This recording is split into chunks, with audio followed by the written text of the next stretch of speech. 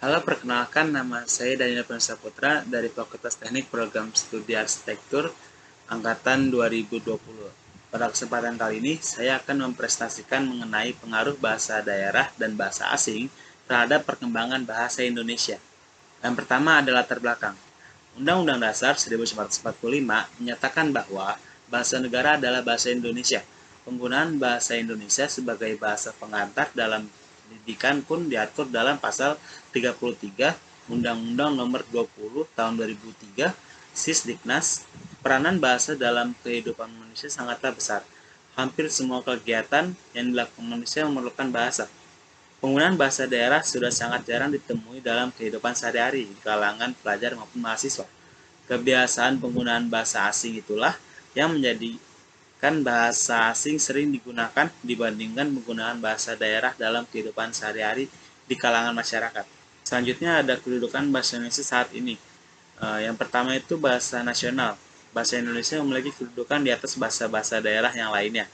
Yang kedua itu sebagai bahasa negara, sebagai bahasa resmi negara Persatuan Republik Indonesia.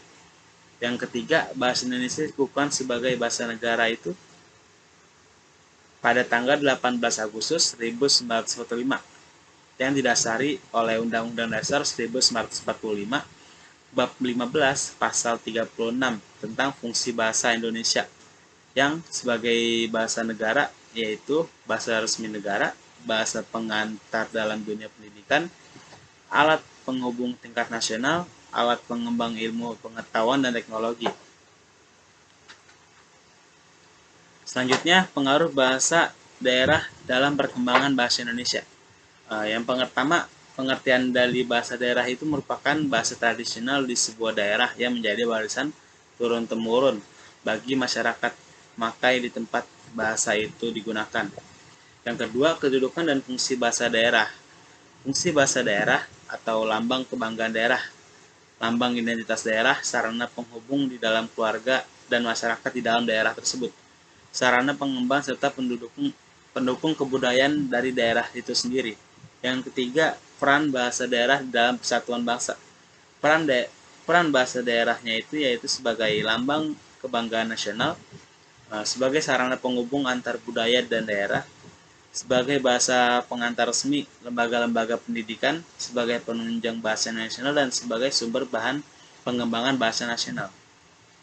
Dampak positif dan negatif dari penggunaan bahasa daerah itu sendiri, dampak positifnya, bahasa Indonesia banyak kosakata sebagai kekayaan budaya bangsa Indonesia, sebagai identitas dan ciri khas dari suatu suku dan daerah.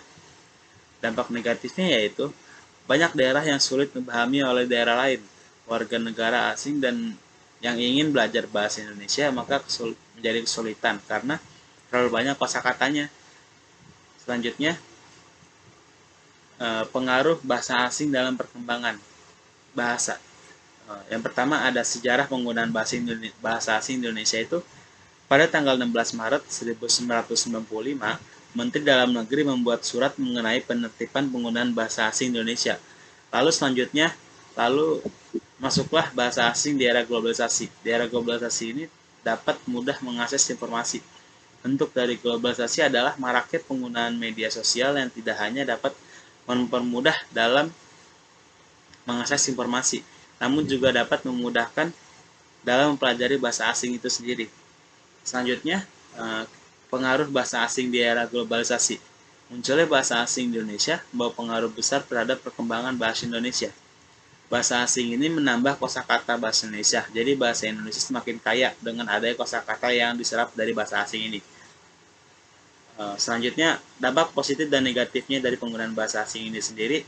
Positifnya yaitu di era globalisasi ini bahasa asing bisa menambah kosakata orang Indonesia sehingga bisa membantu mahasiswa dan lainnya mendapat beasiswa untuk pergi ke luar negeri dan menjadi bekal bahasa untuk di sana. Selanjutnya ada bisa menambah pembendaraan bahasa Indonesia dengan ada kata serapan yang ada.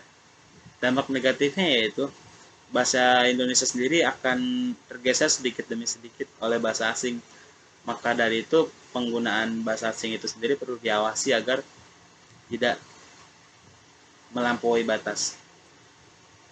kesimpulan dan saran. Kesimpulannya, adanya bahasa asing selalu melekat dengan istilah globalisasi.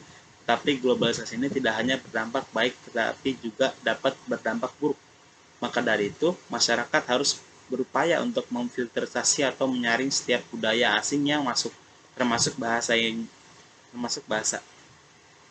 Kemudian kita juga harus menanamkan rasa cinta terhadap bahasa Indonesia dan dapat mengatur kapan kita harus menggunakan bahasa asing dan kapan kita harus menggunakan bahasa Indonesia.